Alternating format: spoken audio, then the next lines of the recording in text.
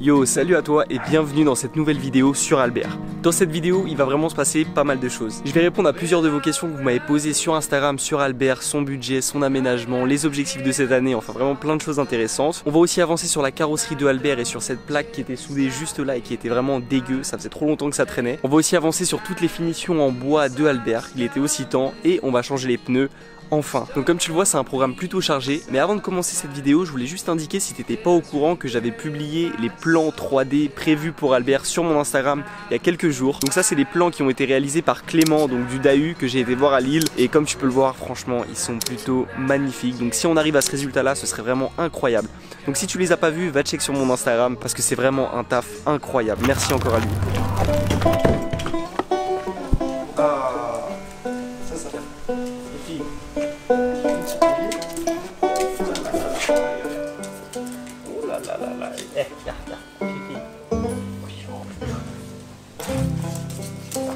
Let's go. Allez-y, monte Albert. On l'a fait. You set out to save them all. It's where I saw you standing small, separated by our flag. Tu veux sortir? Saw your eyes, you saw my tags.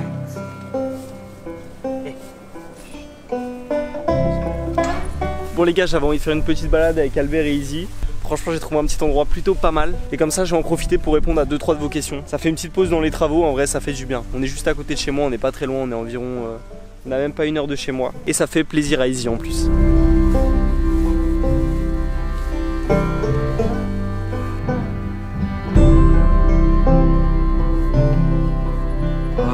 Faded, so it seemed.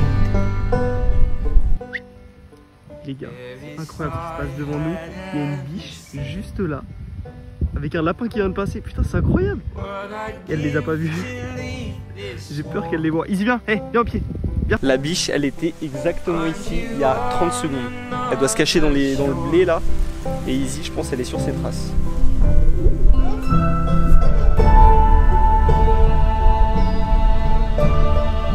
Bref, de base, je voulais vous répondre à la première question. Enfin, on me l'a déjà posé 2-3 fois sur Instagram. Est-ce que tu comptes amener Izzy avec toi en voyage? Alors, faut savoir qu'Izzy, c'est un vieux chien. Ah, voilà, elle se fait plaisir. Faut savoir qu'Izzy, c'est un vieux chien. Elle va avoir 12 ans d'ici une semaine, je crois. Donc, je l'ai depuis que je suis vraiment tout petit. Et c'est le chien de la famille en fait, donc déjà c'est pas mon chien. Et elle est assez vieille. Pour la descente de Albert, je suis obligé de la porter. Enfin, elle peut se bloquer le dos assez facilement. Donc, on va dire qu'elle est quand même un peu trop vieille pour partir à l'aventure. En plus c'est le chien de toute la famille. Donc non, je l'emmènerai pas en voyage avec moi. Voilà, je pense que tu l'as compris, mais Izzy elle est beaucoup trop vieille et ça pourra malheureusement jamais se faire. Par contre, je dois t'avouer que partir en voyage avec un chien, je sais que c'est quelque chose qui me plairait énormément. Après bien sûr, ça se décide absolument pas sur un coup de tête, c'est quelque chose qu'il faut vraiment réfléchir pendant très longtemps. Donc sûrement un jour, mais c'est vraiment pas pour tout de suite. On va répondre à une question que vous me demandez énormément, auquel j'ai déjà répondu plusieurs fois mais que vous continuez à me redemander. C'est la fameuse question: où trouves-tu tes spots pour y passer la nuit, que ce soit avec Albert en van ou alors en Clio van avec ta voiture? Je comprends que vous me posiez énormément cette question, je le mets vachement en image dans mes vidéos. Concrètement, on a 2 moyens de trouver nos spots. Le premier, le plus facile, c'est de passer par l'application Park Fortnite. Donc là, je vous l'écris ici. C'est une application qui référence plein de spots dans le monde entier, que ce soit en France, à l'étranger, en Europe. Vraiment, je crois qu'il y a quasiment tous les pays du monde. C'est vraiment super utile pour débuter parce que vraiment ça te référence des fois des petites pépites. Je pense qu'environ 70% des spots qu'on trouve, c'est grâce à cette application. Après, vu que c'est une application qui est de plus en plus utilisée et il faut aussi avouer qu'on est de plus en plus nombreux à voyager en van ou en voiture aménagée, bah, tu risques de tomber plus facilement sur d'autres personnes. Donc si tu as envie de rencontrer du monde, bah, ça peut être super. Si tu as envie d'être tout seul et d'être un peu éloigné de toute civilisation, bah, ça va être un peu plus compliqué. Mais moi je te le dis, par Fortnite, j'arrive à l'utiliser d'une manière où franchement, on trouve de super pépites sur cette application. Je te fais aussi un petit disclaimer sur cette application, ça vaut aussi pour tous les spots que tu feras. Vraiment respecte les endroits où tu vas, c'est hyper important. Pour ceux qui viendront après toi, ceux qui sont venus avant toi, il faut vraiment essayer de laisser aucune trace de l'autre passage. C'est super important pour que ça continue, pour qu'on conserve le maximum de spots pour tout le monde. Parce que tout simplement, la nature, on l'aime, on voyage en grande partie pour ça. Et donc, c'est vraiment dommage de complètement détruire les endroits qui sont faits pour nous accueillir. Je sais pas ce que tu en penses. Et bien sûr, la deuxième solution pour trouver des spots, franchement, ça va être con, mais c'est tout simplement de se laisser guider, de rechercher sur Google Maps, des endroits autour de toi et juste de tomber par hasard des fois sur des putains d'endroits. Vraiment des fois, il y a plusieurs spots, je vais te les mettre en image ici. Tous les spots que je te montre ici, on les a découverts sans par Fortnite, sans application, vraiment, juste en voyageant et en se disant on va rester là ici cette nuit, on se sent en sécurité, on aime bien l'endroit, on le trouve beau. Là, je vais parler pour tous ceux qui sont jamais partis, qui ont envie de partir. Ça peut être une grosse source de stress de trouver un endroit pour passer la nuit, trouver un endroit sécurisé. Et nous, on l'avait aussi avant de partir. Franchement, on avait cette peur avant de voyager. Est-ce qu'on va trouver un endroit? Nous, on n'a jamais dormi dans notre voiture, on n'a jamais dormi dans un van. Est-ce que c'est difficile en France de trouver des endroits? Et franchement, depuis que je suis parti, donc là on en est à plusieurs voyages quand même, on n'a jamais galéré à trouver un seul spot. On est toujours tombé autour de nous sur des bêtes d'endroits sans vraiment avoir à chercher pendant 2-3 heures à chaque fois. Bien sûr on a eu des petites galères mais vraiment rien de grave. Et je sais que ça c'est en voyageant et en essayant que tu vas te rendre compte que finalement c'est vraiment pas si dur de trouver un endroit. Bon, je sais pas si ma réponse t'aura convaincu mais c'est vraiment ce que je pense. On peut passer à la prochaine question.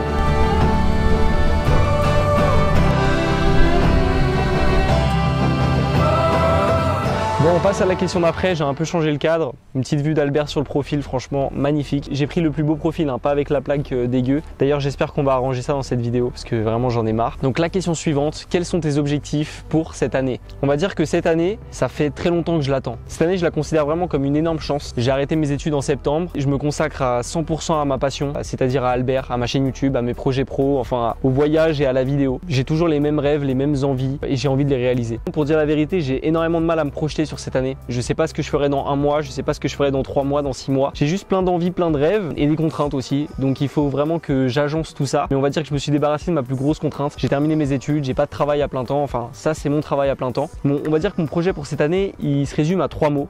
Voyager, raconter et rencontrer. C'est vraiment les 3 mots qui vont définir ce projet de cette année. J'ai envie de voyager un maximum, j'ai envie d'aller en Scandinavie, j'ai envie d'aller en Espagne, j'ai envie d'aller jusqu'au Maroc, j'ai envie d'aller dans les pays de l'Est, j'ai envie de faire vraiment plein de choses en fonction de la saison et j'ai envie vraiment de voyager tranquillement, doucement parce que jusqu'à là j'ai toujours fait des voyages sous 1 semaine, 2 semaines, des voyages qui étaient très intensifs où on roulait beaucoup. J'ai envie de rencontrer parce que j'ai envie d'aller à la rencontre de personnes qui m'inspirent, de personnes qui font des choses qui sont vraiment cool. J'ai vraiment envie de rencontrer du monde, que ce soit des voyageurs, que ce soit des gens qui construisent des trucs.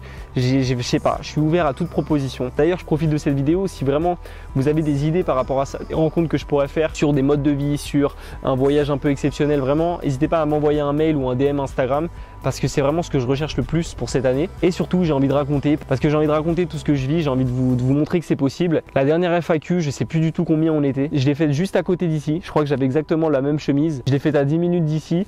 Et déjà, il y a eu un gap juste énorme déjà entre ces 2 FAQ, on va dire. Il y a Albert déjà, il y a des voyages, il y a des gens en plus qui sont venus, vous.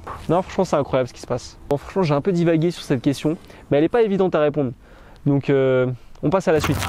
Bon les gars, à un moment va bien falloir qu'on parle de la carrosserie et de ce panneau vraiment dégueu qui est mis sur Albert. J'ai trop laissé traîner par peur de faire les choses, par peur de franchement de mal faire, je vais vous dire la vérité. Les points de soudure que le gars avait fait ont commencé à rouiller. Donc clairement j'en ai marre de trop tarder là-dessus et on va s'y mettre tout de suite.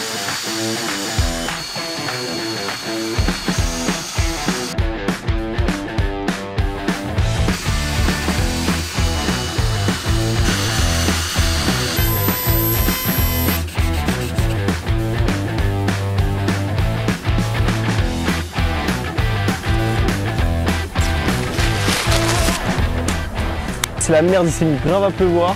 Donc pire moment pour qu'il pleuve quand tu traites la rouille avec de l'anti-rouille. J'ai essayé de mettre sous bâche et j'espère que ça va tenir. Je suis dégoûté et je crois qu'il va pleuvoir toute la semaine.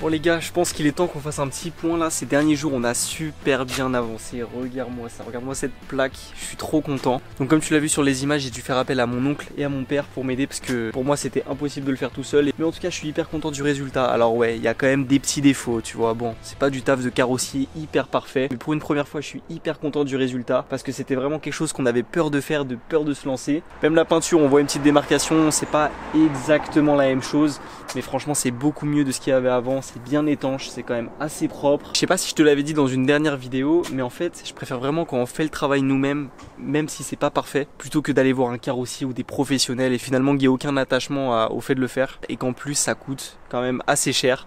Donc non, je suis super content du résultat. En plus je pensais à un petit truc. Là quand je le regarde comme ça, je trouve quand même que c'est un peu vide. Et donc je me dis ça pourrait être vraiment bien de mettre ici un espèce de logo. En plus c'était une idée que vous m'avez soumise dans les commentaires quand j'avais fixé la plaque. Et là j'ai vraiment réfléchi et je pense que c'est une super bonne idée.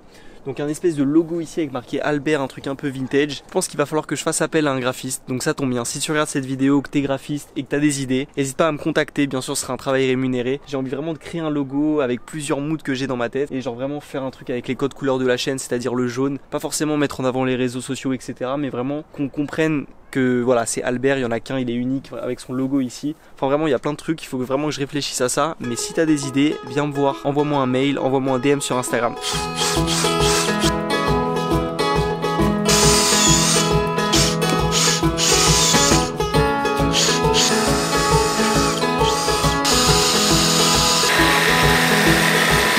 Follow me to my favorite seat.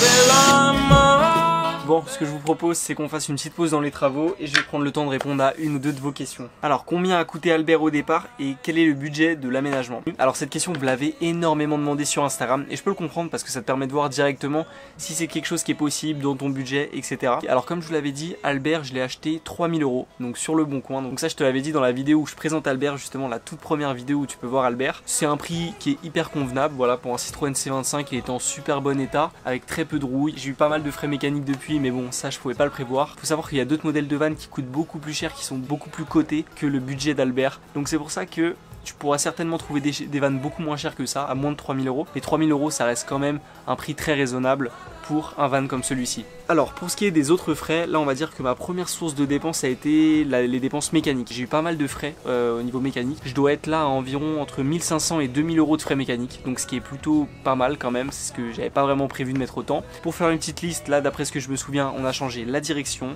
les systèmes de freinage plaquettes, disques, flexibles de frein, étriers, les 4 amortisseurs, la pompe à eau. On a fait bien sûr toutes les vidanges, tous les liquides, tous les filtres, les bougies, j'ai les faisceaux d'allumage. On a choisi aussi les 2 roulements, ça je l'ai oublié. Et je sais qu'on a encore changé des trucs, mais là je m'en souviens plus. Donc on va dire que c'est quand même plutôt un bon budget mécanique, ça il faut le prévoir. Et encore, moi j'ai beaucoup de chance parce que je travaille beaucoup avec mon père. Donc la seule fois où j'ai payé vraiment de la main d'œuvre, c'était pour changer la direction à Lille. Mais sinon le reste on le fait tout seul.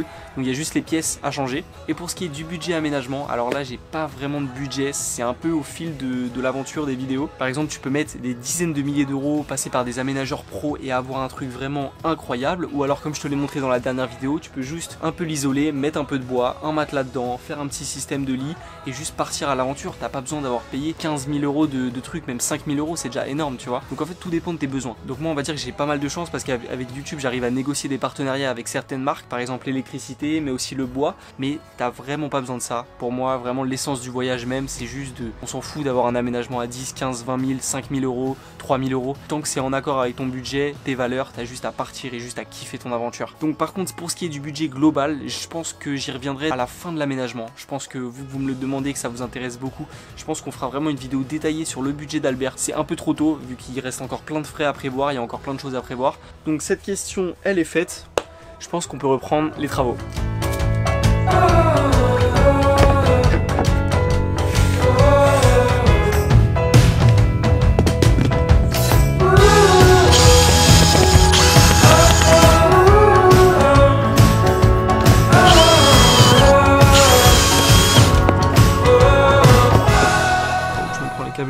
J'ai pas mal avancé, j'ai fait tout ce qui était cornière ici au niveau de l'entrée de Albert, que ça fasse bien propre au niveau du sol. J'ai aussi rajouté cette planche là au-dessus de la porte. J'ai commencé à faire les encadrements de l'intérieur des fenêtres, voilà, ce sera beaucoup plus propre avec du lambris ici.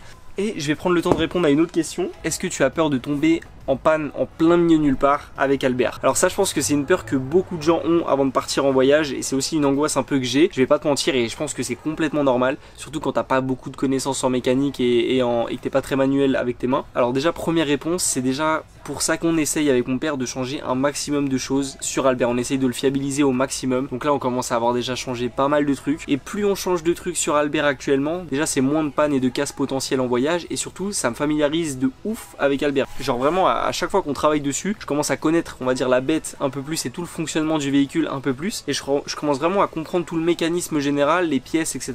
Je pourrais pas dire que je pourrais réparer une panne tout seul en plein milieu de nulle part, mais je commence vraiment à comprendre comment le véhicule fonctionne. Et ça, c'est hyper important. Après, le fait de tomber en panne en plein milieu nulle part, en plein milieu d'un voyage, bah ça, c'est aussi des choses qui peuvent arriver et ça nous est quand même pas mal arrivé dans les derniers voyages, que ce soit avec la Clio, que ce soit avec Albert. On a crevé 2 fois dans le dernier voyage. La dernière fois que je suis allé à Lille, à peine arrivé, j'ai cassé ma direction en plein milieu de l'île. Donc c'est des choses qui arrivent et en fait avec l'expérience, tu commences un peu plus à comprendre comment ça fonctionne, quand il faut appeler l'assurance, quand il faut faire ça, changer une roue. En fait, au fur et à mesure, tu prends un peu plus confiance et au final, tu te rends compte qu'il y a toujours des solutions pour t'en sortir. Et après, la deuxième chose que je me dis, c'est que de toute façon, forcément, je vais tomber en panne en plein milieu nulle part, dans la pire des situations, en plein milieu de je sais pas où. Tu vois, je me dis déjà ça dans ma tête. Comme ça, je me prépare mentalement. Et puis le jour où ça arrivera, bah je me dirai putain, bah voilà, c'est arrivé. Tu vois, si tu pars déjà avec cette idée dans la tête sans trop t'angoisser là-dessus, bah je pense que ça te fait moins peur déjà. Et surtout cette peur-là, elle doit pas t'empêcher de partir n'importe où. Elle doit vraiment pas t'empêcher. Dis-toi que les pannes mécaniques, ça fait partie du voyage, que ça va t'arriver, que tu vas devoir te démerder, que tu vas être en galère. Mais c'est toujours les galères que tu retiens le plus et qui te font aussi des très bons souvenirs de voyage.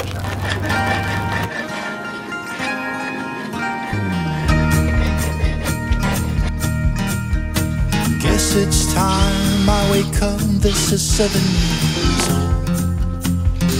We've been 7 years cold and now it's time for summer. Walls came down, walls that were holding us. They've been holding us in without a place to call home. And it's all burning down in the fire,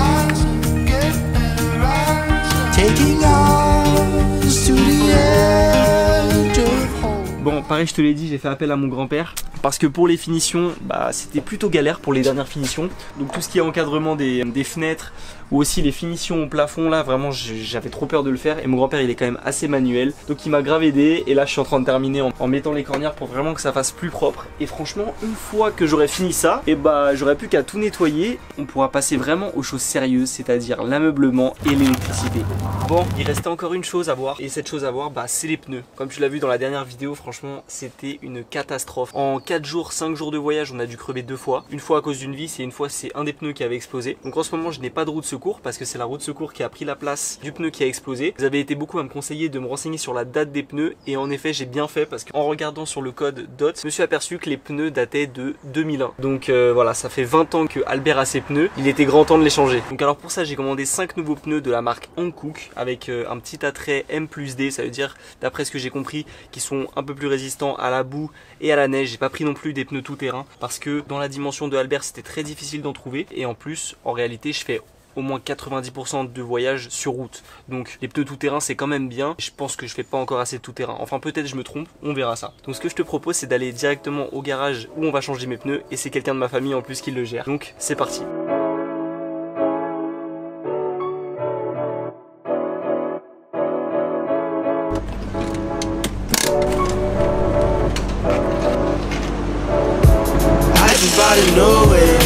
Spend a couple thousand just to cruise it. Shawty said she love me, but I swear she'll never prove it.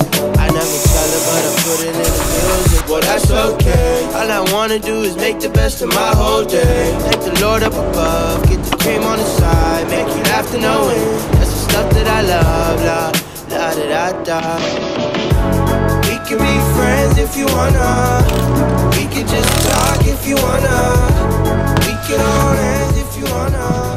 Bon, voici les nouveaux pneus de Albert. Donc comme je t'ai dit, c'est des Hankook M+S, donc pour Mud and Snow. Voilà, je m'étais trompé au début, c'est la boue plus la neige. Donc j'ai eu le temps de les tester rapidement sur route et je vois directement la différence. Et au niveau de la conduite, c'est beaucoup mieux. Après, j'ai pas vraiment eu le temps de le tester en tout terrain et sur sentier, mais ça de toute façon, je vous ferai un retour dès que je peux dans les prochaines vidéos. Bon, on arrive maintenant à la fin de cette vidéo. Je suis super content d'avoir pu répondre à vos questions et si vous en avez encore, n'hésitez pas à me les poser sur Instagram, j'y répondrai. Tu l'as vu dans cette vidéo, on a fait pas mal de choses finalement et on arrive vraiment à la fin avec Albert. Il reste vraiment plus grand chose. Commente si t'as des remarques ou des questions et abonne-toi pour pas manquer la suite. On se dit à la prochaine.